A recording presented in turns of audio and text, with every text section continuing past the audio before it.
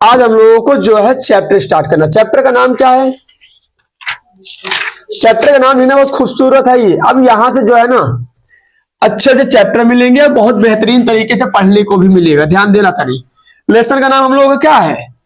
First lesson. उसमें अगर देखें तो स्थिर वैद्युतिकी में यही तो पहली यूनिट थी। फर्स्ट यूनिट का जो हम लोग का नाम था वो था स्थिर वैद्युतिकी। ये हम लोगों की फर्स्ट यूनिट है, जिसमें पहला लेसन क्या बताया गया था?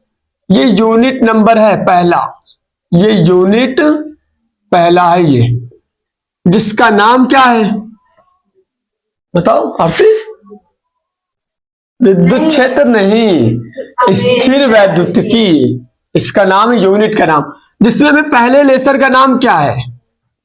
तो लेसन का नाम लिखना पाठ नंबर 1 का। पहले इसे पाठ लिखते थे, पहले लेसन लिखते थे, LESSON लेसन। पाठ क्या है ये? विद्युत क्षेत्र तथा कूलाम का नियम, ये हम लोगों का लेसन का नाम है। अब इसी चैप्टर से जो है इस पूरे बुक की बुनियाद रखी जाएगी, यही से स्टार्ट हो जाएगा। मतलब हम एक चीज और कह दें कि पूरे बुक को अगर पढ़ना है तो पहले इस लेसन को हमें बहुत अच्छे से कवर करना है, क्योंकि ये जब तक बुक खत्म नहीं होगा तब तक इनका रोल चलता रहेगा। इसलिए ये जो चैप्टर है इस बुक की बुनियाद है यहाँ पर। अब यहाँ पर हम लोग बीज के बोने की तैयारी करेंगे, मतलब पूरे बुक का ये क्या हम लोगों का बीज है। अब यहीं से खेल शुरू होगा, पूरे अंत तक जाएगा चैप्टर के, पूरे बुक के अंत तक चलेगा, इसका काम आने वाला है। तो इसमें अगर हम स्टार्ट करें तो सबसे पहले कौन, इस लेसन में सबसे पहला हेडिंग जो आएगा वो है कौन? आवेश के बारे में पहले समझना पड़ेगा कि आवेश क्या चीज है। इस लेसन में सबसे पहला हेडिंग यही चलेगा कि हमारा आवेश क्या है। पहले आवेश के बारे में समझना पड़ेगा, जिसको इंग्लिश में क्या बोलते हैं? इसको इंग्लिश में बोलते हैं चार्ज। चार्जर नहीं, चार्ज। चार्ज, चार्जर अलग है, चार्ज अलग है। तो ये हमारा क्या है? आवेश है। आवेश कहते किसको है? अगर इस चैप्टर को अगर हमें समझना है तो सबसे पहले हमें आवेश के बारे में समझना होगा कि आवेश क्या होता है। आवेश क्या होता है, किसको कहते हैं? तो अगर एक लाइन में अगर हम परिभाषा लिखे आवेश के लिए तो आवेश की परिभाषा बहुत सिंपल चलती है। किसी पदार्थ का वह मूलभूत गुणधर्म, वह मूलभूत गुणधर्म, मूलभूत गुणधर्म जिसके द्वारा क्या चीज है? जिसके द्वारा विद्युत क्षेत्र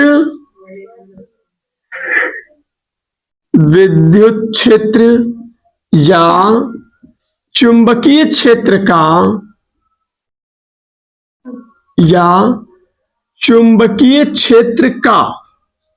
क्या किया जाता है? क्षेत्र का अनुभव किया जाता हो, अनुभव किया जाता हो, उन्हें हम आवेश कहते हैं। थोड़ा सा ये लैंग्वेज सुनकर कम समझ में आया होगा। अभी एक उदाहरण दे रहे हैं कि आवेश किसको कहा जाता है? पदार्थों का एक गुण होता है, उसी गुण को हम क्या बोलते हैं? और वो कैसा गुण होता है? पदार्थों के अंदर जो होता है, जैसे मान लीजिए हमारे पास मार्कर है ना, तो ये हमारा कौन है? पदार्थ है। तो इस पदार्थ के अंदर दो तरह से गुण हो सकता है, या तो इसके अंदर विद्युत क्षेत्र का गुण होगा और या तो विद्युत क्षेत्र का गुण नहीं होगा तो चुंबकीय क्षेत्र का गुण होगा। इस पदार्थ के अंदर की बात कर रहे हैं हम, या तो विद्युत क्षेत्र का गुण होगा और या तो चुंबकीय क्षेत्र का गुण हो सकता है। और इसी गुण के बेस पर हम क्या बोलते हैं? उसको हम आवेश का नाम देते हैं साइंस की भाषा में। जैसे अगर हम बात करें जैसे पदार्थ के बारे में, सोचो कि पदार्थ किसको कहते हैं। जिस प्रकार से सोचो कि पदार्थ किसको कहा जाता है, तो जिस प्रकार से हम सीधे पदार्थ की परिभाषित किए हैं उसी प्रकार से हम आवेश को भी परिभाषित किए बैठे। पदार्थ की परिभाषा क्या है? हाँ, तो पदार्थ की परिभाषा क्या है कि प्रत्येक पदार्थ या हर वह वस्तु क्या हो जिसमें द्रव्यमान हो और वह क्या करता हो, स्थान घेरता हो, उसी को हम क्या बोलते हैं, घेरता हो, उन्हीं को हम पदार्थ कहते हैं। मतलब वस्तु को पदार्थ कब कहेंगे हम, कोई भी वस्तु होगी उसको पदार्थ कब कहेंगे, किस बेस पर कहेंगे, जब उसके अंदर द्रव्यमान होगा और वो क्या करता होगा, मतलब वह वस्तु लेकर के आओ जिसमें द्रव्यमान हो। अगर द्रव्यमान होगा तो उसको हम क्या कह सकते हैं, पदार्थ कह सकते हैं। या फिर द्रव्यमान ना हो, क्या करता हो, स्थान घेरता हो। मतलब इन दोनों में से कौनो भी गुण देखने को मिल गया तो हम ये सीधे कह देंगे कि वो फिर क्या है, पदार्थ है। मतलब जिसमें भार होगा उसको हम क्या बोल सकते हैं, पदार्थ, या फिर वो स्थान घेरता होगा तो भी उसको हम पदार्थ कहते हैं। मतलब पदार्थ की नजर से, द्रव्यमान की नजर से ना देखे तो स्थान की नजर से देखो, अगर स्थान है तो हम सीधे बोल देंगे क्या है, वो पदार्थ है। और ऐसी कोई वस्तुएं नहीं बनी है जिसमें भार ना हो। हाँ, अगर कोई मतलब कि ऐसी कोई वस्तुएं नहीं है जिसमें क्या ना हो, द्रव्यमान ना हो। मतलब बिना द्रव्यमान के पदार्थ संभव नहीं है। मतलब अगर वो पदार्थ है तो उसके अंदर द्रव्यमान जरूर होगा और वो स्थान जरूर घेरेगा। मतलब इसीलिए पदार्थ की परिभाषा दी गई है कि जिसमें द्रव्यमान हो उसमें स्थान घेरता हो, उनको हम क्या बोलेंगे, इन दोनों के बेस पर हम बोलते हैं वो वस्तु को पदार्थ का नाम देते हैं। उसी प्रकार से ये भी है। तो पदार्थों के अंदर हम सीधे बात करें तो पदार्थ के मतलब आवेश किसको कहा गया है, तो पदार्थों के अंदर एक गुण पाया जाता है। अब वो गुण में कह दे या तो विद्युत क्षेत्र उत्पन्न हो सकता है और या तो इस चीज का अनुभव किया जाता है। इन दोनों के बेस पर हम क्या बोलते हैं, उस पदार्थ को साइंस की भाषा में आवेश का नाम देते हैं कि वो हम आवेश कहेंगे। यहां पर हम क्या बोल रहे थे, द्रव्यमान और स्थान के बेस पर पदार्थ। लेकिन यहां पर हम पदार्थों के अंदर एक और चीज देखने को मिला, ये तो इसका गुण हो गया कि अगर हम सीधे कहते कि अगर ये वस्तु है तो इसमें द्रव्यमान क्यों है, ये प्रश्न नहीं हो सकता। अगर हम तुमसे कहते तुम्हारे अंदर द्रव्यमान क्यों आया, तुम्हारा वेट क्यों है, तो ये कोई क्वेश्चन नहीं रहेगा यहां पर। वो तुम्हारा क्या है, गुण है कि हम लोगों के अंदर क्या, हम लोग का शरीर है तो हम लोग शरीर के अंदर अगर हम लोग शरीर है तो हम लोग के अंदर क्या होगा, वेट होगा। ये प्रश्न नहीं पूछ सकते कि तुम लोग के अंदर द्रव्यमान कैसे आ गया और तुम लोग स्थान क्यों घेर रहे हो। तो जब शरीर है तो स्थान तो घेरवे करेगा, उसका अंदर वेट है तो ये प्रश्न नहीं हो सकता है। हम सीधे कहें यहां पर पदार्थ अगर है तो पदार्थ किस बेस पर नाम देंगे हम, उसमें क्या हो, द्रव्यमान हो और उसके साथ साथ स्थान घेरता हो। इस भाषा को लेकर के इन दोनों के बेस पर हम उनकी क्या बोलते हैं, पदार्थ का नाम देते हैं। उसी प्रकार से कि कौनो भी पदार्थ लेकर आओ, उस पदार्थ के अंदर क्या होता है, एक गुण होता है। देखो यहां पे शब्द लिखे मूलभूत गुणधर्म। मूलभूत मतलब उसके अंदर होता है। पदार्थों के अंदर कौन सा गुण पाया जाता है, या तो विद्युत क्षेत्र का या तो चुंबकीय क्षेत्र का गुण पाया जाएगा। अब एक एग्जांपल देते हैं, जैसे मान लो कि ये हमारे पास क्या है, एक वायर है, तार है। इसके अंदर अगर हम देखें तो तार के चारों ओर क्या उत्पन्न हो जाता है, मतलब अगर इसके अंदर करंट दौड़ रही है, धारा दौड़ रहा है, मतलब धारा बह रही है अगर इसके अंदर से, तो तार के चारों ओर क्या उत्पन्न हो जाता है, इसके चारों ओर एक क्षेत्र उत्पन्न होता है जिसका नाम क्या है, विद्युत क्षेत्र होता है। मतलब तार अगर कोई है इसलिए तो मना किया जाता है कि तार के अगर लाइट है तो तार के बगली में जाने से मना किया जाता है। बोला जाता है कि अगर मतलब लाइट है तो उसके तार के बगली में ना जाओ। क्यों मना किया जाता है, क्योंकि वो विद्युत क्षेत्र जो उत्पन्न करता है वो किसी भी चीज को क्या कर सकता है, वो खींच करके चिपका सकता है वो। तो इसीलिए हम बोलते हैं कि क्या है वहां पर, कि विद्युत क्षेत्र उत्पन्न हुआ है। तो इस तार में कौन है, एक्चुअल में अगर बात करें तो विद्युत क्षेत्र को उत्पन्न करने के लिए इसमें इसके चारों विद्युत क्षेत्र इसलिए उत्पन्न हुआ है क्योंकि इस तार के अंदर कौन बैठे हुए हैं। अब खुद सोचो, अगर तार को हम तार के नजर से ना देखें तो ये एक प्रकार का पदार्थ ही तो है ना, ये एक प्रकार का कौन है, पदार्थ है। अब पदार्थ हमारा किससे मिलकर बनता है, कौनो भी पदार्थ हो संसार का, कौनो भी संसार का पदार्थ हो, प्रत्येक पदार्थ में हमें पता है, पहले तो पता था परमाणुओं से मिलकर बना है, लेकिन फिर और लोग वैज्ञानिक बताए भैया परमाणु से नहीं मिलकर बना है, हम सीधे कहते हैं इलेक्ट्रॉन, प्रोटॉन और न्यूट्रॉनों से मिलकर हमारा प्रत्येक पदार्थ बनता है। मतलब संसार का कौनो पदार्थ लेकर चले आए हम, वो किससे मिलकर बनता है? इलेक्ट्रॉन, प्रोटॉन और न्यूट्रॉनों से बना हुआ। मतलब हर एक पदार्थ की बात करें तो उसी प्रकार से ये भी पदार्थ हमारा क्या है? इलेक्ट्रॉन, प्रोटॉन, न्यूट्रॉन से मिलकर बना। लेकिन यहाँ प्रोटॉन और न्यूट्रॉन की बात नहीं हो रही है, केवल किसकी बात हो रही है? यहाँ पर इलेक्ट्रॉन की बात हो रही है। इलेक्ट्रॉन है जिसके कारण इस तार के अंदर क्या बह रहा है? धारा उत्पन्न हो रही है। इलेक्ट्रॉन जब चलते, जब ध्यान देना, धारा कब उत्पन्न होती है? कहीं पर भी अगर धारा बह रही हो तो धारा का जिम्मेदार कौन है? तो धारा अगर बह रही हो तो ध्यान रखना, धारा के बहने का कारण यानी धारा का प्रवाह का कारण, धारा के प्रवाह कब हो सकता है? तो धारा का प्रवाह तभी हो सकता है जब इलेक्ट्रॉन का क्या हो? प्रवाह हो। और कैसा इलेक्ट्रॉन होना चाहिए? ध्यान रखना, वो इलेक्ट्रॉन होना चाहिए कैसा? मुक्त वाला। मतलब अगर कहीं पर धारा का प्रवाह हो रहा है तो हम सीधे कहते हैं धारा के प्रवाह के दो ही तीन रीजन है। मुक्त इलेक्ट्रॉन हो सकता है तब वहां पे धारा बह रही हो, या फिर क्या हो सकता है? मुक्त आवेश हो सकता है, या फिर कौन हो सकता है? मुक्त आवेश के कारण धारा का प्रवाह हो सकता है, या फिर मुक्त आयनों के कारण उत्पन्न हो सकती है कहीं पर धारा। तो इन तीन रीजनों से धारा का प्रवाह हो सकता है। जैसे पानी में देखो, पानी में भी तो करंट दौड़ता है, तो पानी में धारा क्यों बहना शुरू हो जाती है? उसमें कौन होता है? उसमें होते हैं आयन, उसमें होते हैं आयन। तारों में धारा का प्रवाह कैसे होता है? उसमें कौन जिम्मेदारी लेता है प्रवाह करने का? सबका अलग अलग रोल होता है। पानी में तो ये उत्पन्न करते हैं धारा, माइनस ऋण आयन। तारों के अंदर कौन बैठा होता है जिसके कारण धारा बहती है? उसके अंदर इलेक्ट्रॉन होते हैं। और बैटरियों के अंदर कौन होता है? उसमें आवेश होता है, चार्ज होता है। तो यहां पर हम सीधे बोल दे, हमें नहीं पता है कि कहां पर धारा बात करनी है, बस इतना पता हम कह सकते हैं हम कि अगर कहीं पर भी धारा का प्रवाह हो रहा है तो या तो ये उत्पन्न कर रहा होगा, और या तो ये उत्पन्न कर रहा होगा, या फिर ये वाला उत्पन्न कर रहा होगा। इन तीनों में से कौनो न कौनो ही उत्पन्न कर रहे हैं। मतलब सीधे हम ये कहते हैं कि आवेश के कई रूप होते हैं। आवेश के देखने के हमारे पास दो रूप हैं। कौन कौन? अगर हम बात करें तो आवेश कौन कौन रूप होते हैं? या तो ये हो सकता है कि इलेक्ट्रॉन, प्रोटॉन और न्यूट्रॉनों के रूप में हो, इनको भी तो आवेश कहते हैं। कहते क्या है? इलेक्ट्रॉन का आवेश, प्रोटॉन का आवेश और न्यूट्रॉन का आवेश। ये भी तो हमारे आवेश ही है ना ये। तो ये किसके रूप में होते हैं? ये होते हैं हम लोगों के कणों के रूप में। ये भी तो आवेश ही हैं। और हम कहते हैं ये भी तो हम लोगों के आवेश हैं। इनको हम क्या कहते हैं?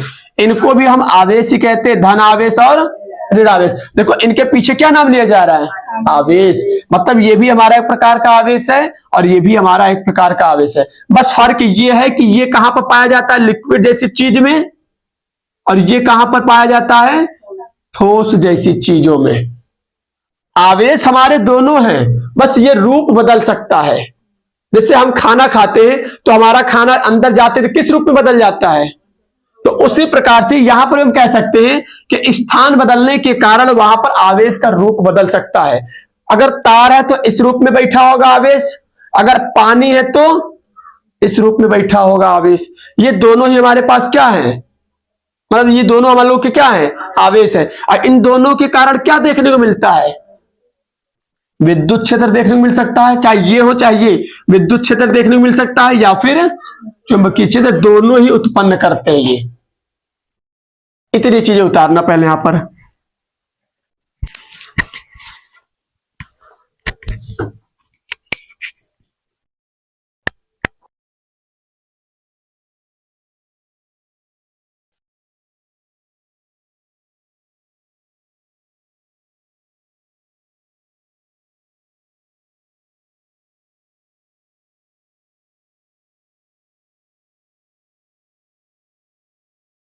उसी प्रकार से क्या हो रहा है?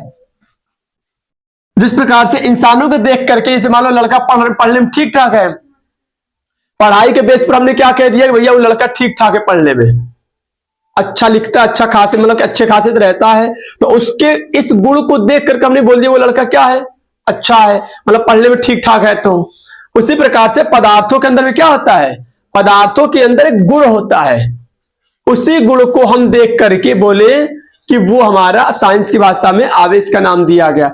आवेश के जो रूप होते हैं वो दो रूप होते हैं, या तो आवेश इस रूप में होगा और या तो आवेश इस रूप में होगा। इस रूप में होगा तो हम सीधे कहते वो ठोस वाली चीजें होंगी। देखो पदार्थ के क्या रूप होते हैं, पदार्थों के जो रूप होते हैं, पदार्थ की अवस्था कैट होती है, तीन होती है ना, ठोस अवस्था, द्रव अवस्था और गैस अवस्था। लेकिन अगर हम बात करें तो एक्चुअल में ये हमारे तीनों कौन हैं, पदार्थ ही तो हैं। ये पदार्थ के रूप हो गए, पदार्थ ठोस में भी हो सकता है, द्रव में भी हो सकता है और गैस में भी हो सकता है। ये पदार्थ की अवस्था है। हालांकि ये हमारा किससे मिलकर बना होगा, ये ठोस, ये हमारा कह दे ठोस जो है आवेश ही से मिलकर बना होगा, छोटे छोटे आवेशों से मिलकर बना होगा। ये भी हमारा किससे मिलकर बना होगा, तो ये भी हमारा आवेश से ही मिलकर बनाया होगा इसको, ये भी हमारा आवेश से ही मिलकर बनते हैं। मतलब यहां पर हम देखें तो तीनों के जो रूप है वहां पर आवेश के रूप बदल जाएंगे धीरे धीरे, वही यहां पर है। पदार्थों के अंदर जो गुण होगा उसके अंदर या तो विद्युत क्षेत्र का हो सकता है या तो चुंबकीय क्षेत्र का गुण हो सकता है। जिस प्रकार से ये भी हमारा पदार्थ था ना, इस पदार्थ के कारण चारों ओर क्या उत्पन्न हो रहा था, विद्युत क्षेत्र। लेकिन अगर क्या हो, अगर हम एक चुंबक ला दें, ये भी चुंबक हमारा किससे मिलकर बना होगा, ये पदार्थ ही एक प्रकार का पत्थर ही होता है। तो ये भी अगर हम बात करें तो ये भी एक प्रकार का एक इलेक्ट्रॉन प्रोटॉन न्यूट्रॉन से ही मिलकर बना होगा।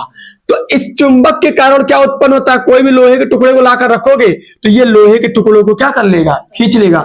क्यों खींच लेगा, क्योंकि इसके चारों ओर चुंबकीय क्षेत्र फैला हुआ है। और ये चुंबकीय क्षेत्र कहां से फैल गया, इस चुंबक ने, इस पत्थर, ये पत्थर काले रंग के होते हैं जिसको हम चुंबक का नाम देते हैं। तो इसके अंदर कौन सा गुण पाया गया, चुंबक का गुण पाया गया। हालांकि ये भी एक प्रकार का क्या है, पदार्थ ही तो है। इस पदार्थ के अंदर क्या, इस पदार्थ के चारों ओर उत्पन्न हो रहा चुंबकीय क्षेत्र और इस पदार्थ के चारों ओर उत्पन्न हो रहा विद्युत क्षेत्र। तो हो सकता है कि पदार्थ या तो विद्युत क्षेत्र उत्पन्न कर रहा हो या तो चुंबकीय क्षेत्र, चाहे विद्युत क्षेत्र उत्पन्न कर दे चाहे चुंबकीय क्षेत्र। अगर इनमें से कौनो उत्पन्न हुआ तो उसको हम साइंस की भाषा में आवेश का नाम देते हैं। एक बात और आता है कि जैसे मान लो कि किसी के अंदर द्रव्यमान है, क्या है, द्रव्यमान है। तो अगर किसी पदार्थ के अंदर द्रव्यमान है तो क्या इसके अंदर आवेश होगा या नहीं होगा, आवेश हमेशा होगा। अगर किसी पदार्थ के अंदर, ऐसा कोई पदार्थ ही नहीं है जिसमें वेट ना हो, कोई पदार्थ होता है जिसमें भार नहीं होता है, तो ऐसा कोई पदार्थ ही नहीं है जिसमें भार ना हो। मतलब सीधे ये बोल दे कि ऐसी कोई पदार्थ ही नहीं बनी है जिसमें इलेक्ट्रॉन प्रोटॉनों से ना बना हो, कह दे। मतलब ऐसी कोई पदार्थ ही संभव नहीं है जो इलेक्ट्रॉन प्रोटॉन ना बनाया हो, मतलब आवेश से मिलकर नहीं बना हो। मतलब हर एक पदार्थ आवेश से ही मिलकर बना है। तो उसमें तब तो यानी अगर किसी के अंदर द्रव्यमान है तो उसके अंदर तब क्या होगा, इलेक्ट्रॉन प्रोटॉन न्यूट्रॉन होगा। जैसे मान लो हमारे पास ये पृथ्वी है, तो ये पृथ्वी एक प्रकार के पदार्थ के रूप में देखे इसको, इस पृथ्वी को किस रूप में देखे, थोड़ी देर के लिए पदार्थ के रूप में देखो। और ये पदार्थ अगर है तो इस पदार्थ में क्या पाए गए हैं, इलेक्ट्रॉन प्रोटॉन न्यूट्रॉन से मिलकर बना। जो हमारी पृथ्वी है वो भी अपने आप में इलेक्ट्रॉन प्रोटॉन न्यूट्रॉन से ही मिलकर के बनी है, इलेक्ट्रॉन प्रोटॉन न्यूट्रॉनों के कणों से मिलकर बनी है। अब इसके अंदर एक खास गुण देखने को तुम्हें मिलता होगा, इसके अंदर वेट नहीं होगा, पृथ्वी है तो वेट नहीं है इसका, पृथ्वी का भी अपने आप में एक वेट है। तो हम पृथ्वी को पृथ्वी लेकर ना चल करके कोई भी पदार्थ अगर ये इलेक्ट्रॉन प्रोटॉन न्यूट्रॉनों के कणों से मिलकर बना है तो हम सीधे कह दे उसके अंदर क्या होगा, द्रव्यमान होगा। या थोड़ी देर के लिए यहां पर हम क्या लिख दे द्रव्यमान के ऊपर कि ये हमारी पृथ्वी है। तो पृथ्वी अगर है तो ये दिमाग में चलना चाहिए कि इसके अंदर क्या होगा, हम चाहे इस पृथ्वी को इलेक्ट्रॉन प्रोटॉन न्यूट्रॉन के नजर से देखें और या फिर पृथ्वी के नजर से देखें या फिर एक वस्तु के नजर से देखें, भार की वजह से देखें, तीनों का मतलब एक ही, आप कहने का मतलब जा रहे हैं हम। अब ध्यान देना कि अगर इसके अंदर इलेक्ट्रॉन प्रोटॉन है या फिर भार है, तो प्रत्येक भार वाली वस्तु के कारण क्या उत्पन्न होता है? एक बल उत्पन्न होता है जिसका नाम क्या है? गुरुत्वाकर्षण बल। अब यह महसूस कैसे होगा? अगर कहीं पर पदार्थ है या भार है, सीधे कहते हैं पदार्थ बोले भार बोले एक ही चीज है, मतलब परिभाषा अलग हो जाएगी, लेकिन हमारे कहने मतलब जैसे मान लो पदार्थ है तो पदार्थ के अंदर द्रव्यमान नहीं होगा, मतलब उस पदार्थ के भीतर चले जाए तो द्रव्यमान होगा। तो चाहे हम पदार्थ बोले चाहे उसको क्या बोले, थोड़ी देर के लिए हम द्रव्यमान बोले। तो अगर किसी के अंदर द्रव्यमान है, जैसे ये मार्कर है ना, तो इसके अंदर वेट है, और ये भी एक मार्कर है, ये भी एक वेट है इसके अंदर होगा।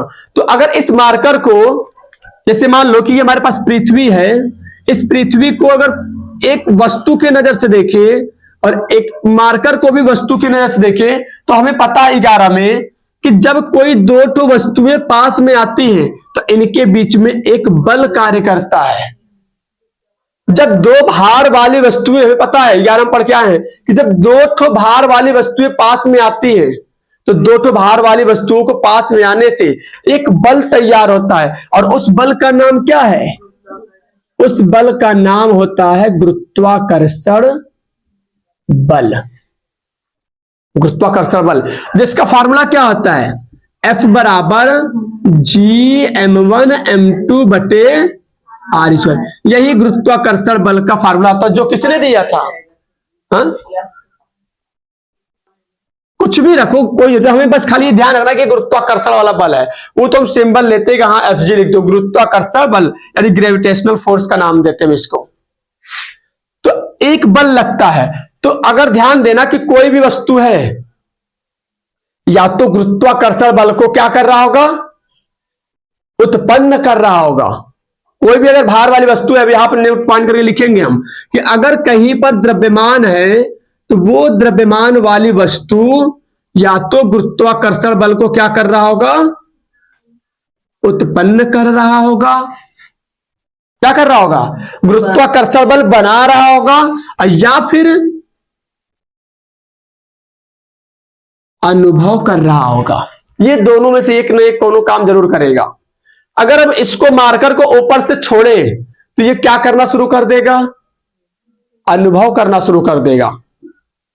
अगर नहीं है तो यही क्या करेगा? अपना गुरुत्वाकर्षण बल उत्पन्न करेगा, ये खुद उत्पन्न करने लग जाए, क्योंकि एक इनकी खासियत होती है, प्रत्येक पदार्थ की खासियत होती है। क्यों खासियत उसके अंदर आ जाती है? क्योंकि उसके अंदर क्या होता है? प्रत्येक पदार्थ हमें पता है प्रत्येक पदार्थ किससे मिलकर बना है? इलेक्ट्रॉन प्रोटॉन छोटे छोटे कणों से मिलकर बना है। अब वो कण अगर कणों से मिलकर पदार्थ बना हुआ है तो वही कण क्या उत्पन्न करना शुरू कर देते हैं?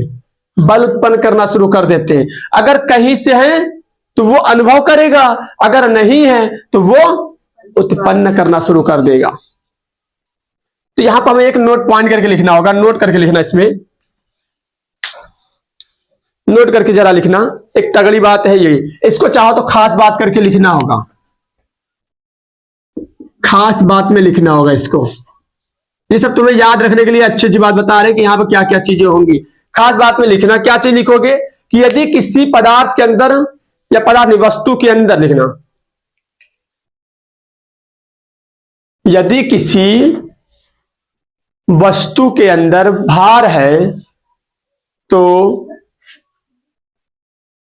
यदि किसी वस्तु के अंदर भार है तो उसके कारण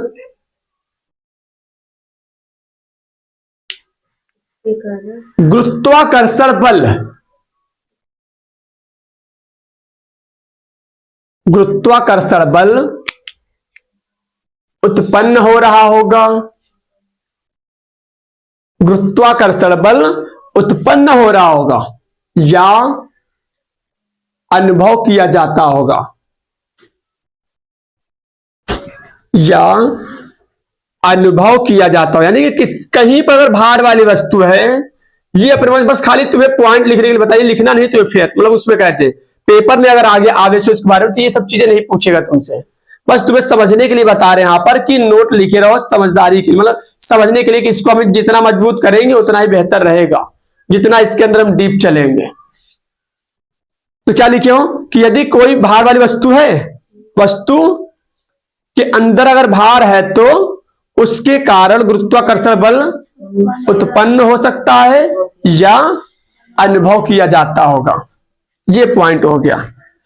अब दूसरा पॉइंट इसी के अंदर समझेंगे। दूसरा पॉइंट लिखना, नोट करके लिख रहे हो, क्या चीज खास बात करके लिख रहे हो ना, सब खास बात में दूसरा लिखना था। नहीं, दूसरी बात ये लिखना कि यदि, नहीं एक सेकेंड, क्या लिखोगे इसमें, यदि किसी वस्तु के अंदर, यदि किसी वस्तु के अंदर आवेश है तो उसके अंदर भार हो भी सकता है और नहीं भी हो सकता है।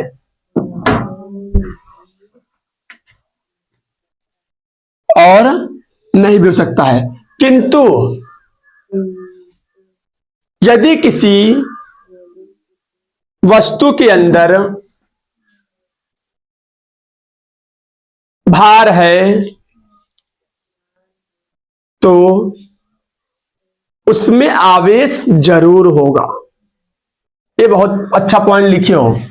दूसरा पॉइंट क्या लिखे हो, यदि किसी वस्तु में, यदि किसी वस्तु का द्रव्यमान है तो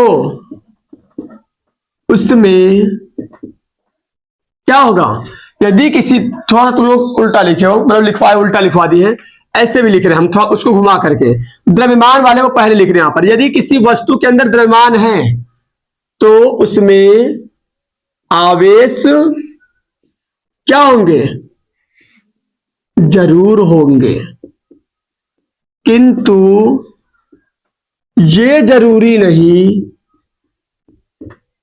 कि जिसमें आवेश हो उसमें भार भी होगा। ये पॉइंट ठीक ठाक है।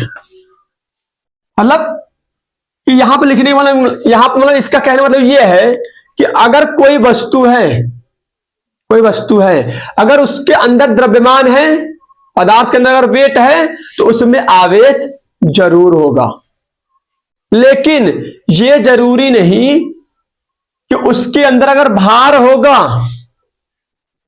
मतलब उसके मतलब सॉरी, लेकिन यह जरूरी नहीं कि अगर उसके अंदर आवेश होगा तो उसमें भार भी हो भी सकता है और नहीं भी हो सकता है।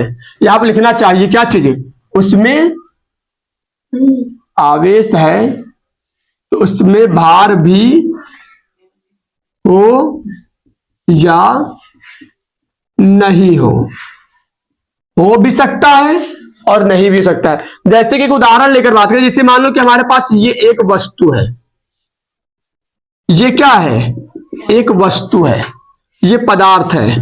तो अगर ये पदार्थ है तो अभी पदार्थ की परिभाषा देकर आए हो, पदार्थ की परिभाषा क्या देकर आए हो, पदार्थ की परिभाषा किस बेस पर दी हो, पदार्थ तभी हम कहेंगे जब उसके अंदर द्रव्यमान होगा, मतलब कहीं ना कहीं तब इसके अंदर द्रव्यमान है, तब हमें भले लिखे चाहे ना लिखे, लेकिन अगर ये पदार्थ है तो ये द्रव्यमान इसके अंदर जरूर बैठा होगा। अगर द्रव्यमान है स्थानों घेर रहा होगा, तो वो तो बात की बात है। अभी एक चीज और पढ़ा कर आए हम कि प्रत्येक पदार्थ किससे मिलकर बनता है, इससे मिलकर बना हुआ है।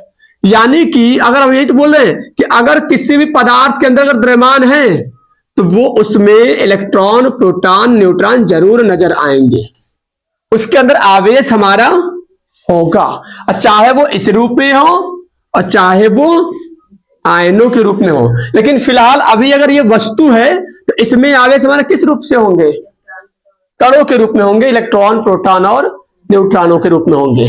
तो यानी पदार्थ अगर होगा, इतना भी समझ में आ चुका कि अगर कोई पदार्थ है उसमें अगर भार है तो उसके अंदर आवेश जरूर होंगे, लेकिन ये जरूरी नहीं कि जिसमें आवेश हो उसमें भार भी हो सकता है और नहीं हो भी सकता और नहीं हो सकता है, जरूरी नहीं भार हो।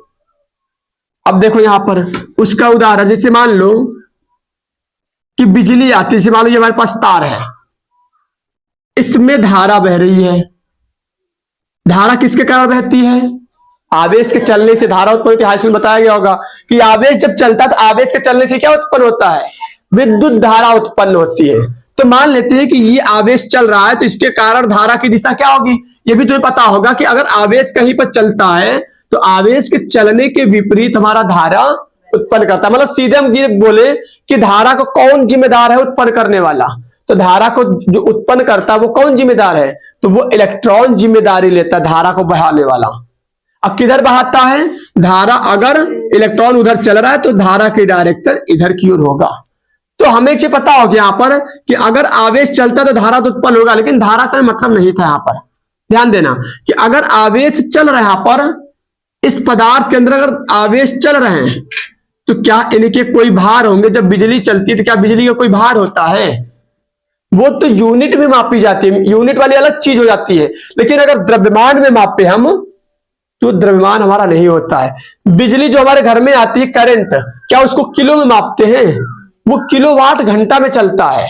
लेकिन अगर उसको हम भार में मापना चाहे तो भार में नहीं माप सकते कि कै किलो का हो गया, वो कै केजी का है वो, तो उसको हम केजी ओजी में नहीं माप सकते जो हम लोग घर में करंट आती है। लेकिन आवेश तो आया है ना, आवेश है फिर भी किलो लोग नहीं माप सकते, मतलब उसके अंदर भार नहीं ले सकते हम। तो वही तो लिखा हुआ है कि अगर कहीं पर आवेश है तो वहां पर जरूरी नहीं कि भार होगा, मतलब भार हो या फिर नहीं हो, मतलब हो भी सकता है और नहीं भी हो सकता है। हम ये भी नहीं कह रहे कि ना होगा, हो भी सकता है भार और नहीं हो सकता है। जैसे देखो यहां पर आवेश है तो इसके अंदर क्या है? भार है। और सीधे में ये कह रहे हैं अगर किसी के अंदर द्रव्यमान है तो उसके अंदर आवेश जरूर होंगे, लेकिन ये जरूरी नहीं कि जिसके अंदर आवेश हो उसके अंदर भार हो या फिर ना हो, ये हो सकता है। ये पॉइंट है आप, तो ये पॉइंट लिखो ना कि यदि किसी पदार्थ के अंदर आवेश है तो भार हो भी सकता है और नहीं भी हो सकता है। हाँ, इसको भी उतार लेना। इसको उतारो क्या, अभी तो लिखे वही चीज ना, इसको रहने देना। अब आवेश के बारे में भी खाली पढ़ा गया। अब जो है हेडिंग डालना आवेश के गुण। हेडिंग क्या डालना? अब हम थोड़ा सा आवेश के गुण की ओर चलते हैं। देखो अब ये चैप्टर के एक बीज बो रहे हो, धीरे धीरे वो चीज अपनाने जा रहे हैं हम लोग जिसके लिए हमें आगे लड़ाई लड़नी है। तो हम इसके लिए एक बीज बो रहे हैं जो कहां से स्टार्ट हो रहा है, कहां से हमारा बेस मजबूत होगा। तो आवेश के बारे में पढ़ चुके हो तो अब हेडिंग डालना आवेश के गुण। आवेश के क्या क्या गुण होते अब वो चीज समझना। आवेश के क्या क्या गुण होते ध्यान देना तनी। सबसे पहली चीज तो ये कि अगर कहीं पर आवेश है तो आवेश के होने से क्या क्या उत्पन्न होता है? आवेश के अंदर एक गुण होता है। वो कौन सा गुण होता है? चुंबकीय क्षेत्र और विद्युत क्षेत्र उत्पन्न होता है। चुंबकीय क्षेत्र या विद्युत क्षेत्र का अनुभव किया था। पहला गुण लिखना आवेश के कारण, पहला गुण लिखना आवेश के कारण विद्युत क्षेत्र या चुंबकीय क्षेत्र का अनुभव किया जाता है।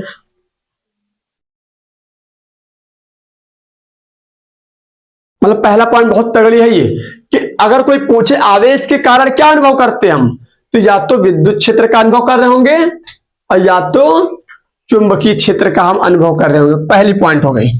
दूसरी पॉइंट क्या लिखेंगे हम?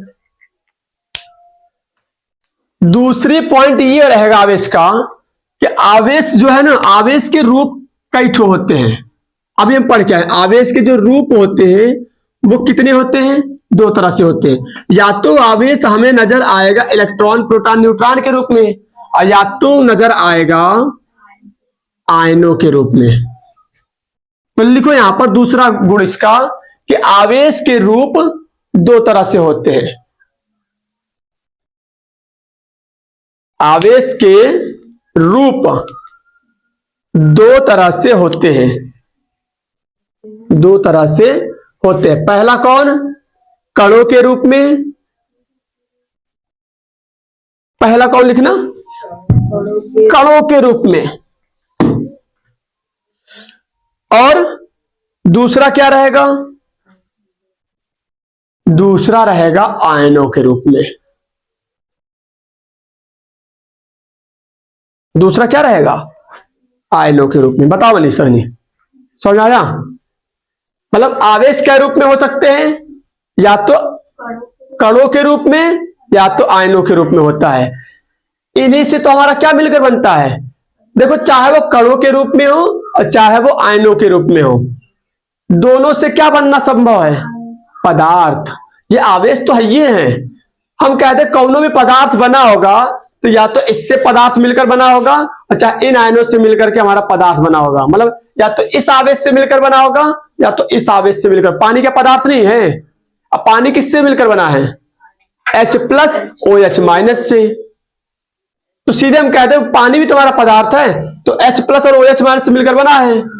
तो यानी कि हम ये नहीं कह रहे कि खाली पदार्थ इसी से मिलकर बनता है। पदार्थ के तीन रूप होते हैं, द्रव अवस्था, ठोस पदार्थ और गैस पदार्थ और द्रव पदार्थ। तो तीन पदार्थ, तीन तरह के पदार्थ होते हैं। तो अगर ठोस पदार्थ होगा तो उसको बनाने की जिम्मेदारी ये बैठा होगा लेकर। अगर गैस वाला पदार्थ होगा तो उसके लिए इलेक्ट्रॉन प्रोटॉन उसमें भी होता है, लेकिन उसमें गैसीय रूप से देखने को मिलता है। और द्रव वाले पदार्थ होंगे तो आयन आवेश काम में आता है, वहां पर आयनों के जैसे आवेश काम में आते हैं। तो बस हमें केवल ये ध्यान रखना है कि आवेश के रूप कैसे होते हैं। दूसरा पॉइंट, दूसरा नहीं तीसरा, तीसरा पॉइंट ये लिखना, क्या लिखोगे? आवेश के प्रकार कैसे होते हैं। आवेश के प्रकार कितने हैं? आवेशों के प्रकार पहले समझ लो। जब आवेशों के प्रकार, तो आवेश के दो प्रकार होते हैं। कौन कौन? आवेश के दो प्रकार नहीं होते हैं। कई प्रकार होते हैं आवेश के? आवेश के तो ऐसे दो प्रकार चलेंगे। कौन कौन? अगर हम आवेश के अगर हम प्रकार के बारे में सोचे तो आवेश के जो प्रकार होंगे ना वो दो ही होते हैं। पहला कौन होता है? इलेक्ट्रॉन। और इलेक्ट्रॉन के बारे में ना बात करें तो पहला हमारा आवेश के कौन सा प्रकार हो गया? एक तो होता है धन आवेश और दूसरा कौन हो गया? ऋण आवेश। यही तो ऋण आवेश है। और ये कौन होता है? ये भी ध्यान रखना कि इलेक्ट्रॉन के ऊपर अगर कोई चिन्ह बोले कि कैसा चार्ज होता है तो माइनस का।